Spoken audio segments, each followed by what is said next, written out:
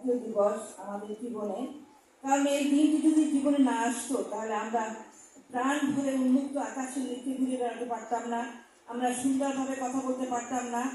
এই যে লক্ষ লক্ষ লোক শহীদ হয়েছে, সেই মহান স্বাধীনতার ঘোষক শহীদ প্রেসিডেন্ট জিয়াউর রহমান, তিনি মুক্তিযোদ্ধার উত্তম বীরুত্তম উপাধি পেয়েছিলেন। তিনি ঘোষণা দিয়েছিলেন মুক্তিযোদ্ধাদের যে ঝাঁপিয়ে পড়ুন এই দেশে যুদ্ধ করার জন্য।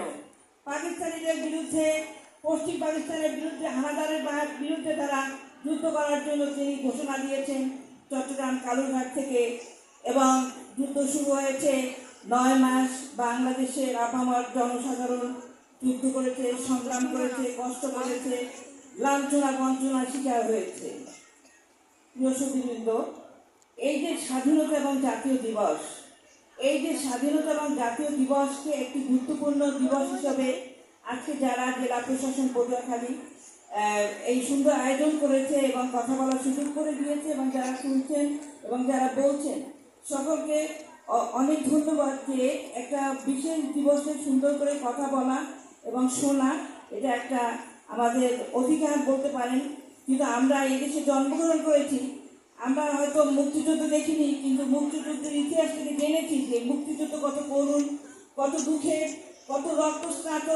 এই যে গান এক সাগরের রক্তের বিনিময়ে বাংলার স্বাধীনতা আনলো যারা, আমরা আপনাদেরকে ভুলবো না। আজকের এই দিবসে সকল মুক্তিযোদ্ধাদের প্রতি রইল আমার সালাম। এবং আপনারা যারা মুক্তিযোদ্ধা সিনিয়ররা আছেন, তারা নতুন প্রজন্মের কাছে রেখে যাবেন আপনাদের বাণী, আপনাদের মর্ম, আপনাদের কর্ম এবং আপনাদের ধ্যান জ্ঞান যা কিছু আছে তা কিছু নিয়ে আপনারা নতুন প্রজন্মকে আপনারা উপহার দিয়ে যাবেন। কারণ সবার আগে বাংলাদেশ, আমাদের মাননীয় প্রধানমন্ত্রী বলেছেন যে সবার আগে বাংলাদেশ এবং বাংলাদেশের জনগণ। জনগণকে ভালোবাসার জন্য, জনগণের জন্যই সবকিছু, জনতার জন্যই সবকিছু হয়ে থাকে যুগে যুগে। সেই ভারতীয় ভাষা আন্দোলন, 71-এর মুক্তিযুদ্ধ, এই 24 সালের জুলাই মাসের আগস্টের যারা শহীদ হয়েছেন তাদের প্রতি শ্রদ্ধা নিবেদন করছি।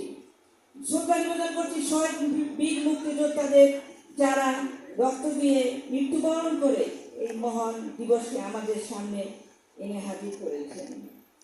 তাই বলবো, এই দিবসকে আমরা চেতনার সাথে গ্রহণ করব এবং মনে প্রাণে ধারণ করব, এবং স্বাধীনতাকে হৃদয়ে ধারণ করে আমরা যে স্বাধীন সার্বভৌম একটি সুন্দর বাংলাদেশ পৃথিবীর মানচিত্রে স্থান পেল। সবুজের বুকে লাল যে একটি বৃত্ত যে এনে দিয়েছে যারা, তাদেরকে কখনো ভোলা যায় না। তারা ইতিহাসের পাতায় কি অম্লান হয়ে থাকে। সুতরাং যুগে যুগে প্রত্যেকটি সৃষ্টির পিছনে ত্যাগ থাকে, মহিমা থাকে। সেই ত্যাগের মহিমা দিয়ে বাংলাদেশের মানুষ প্রমাণ করেছে।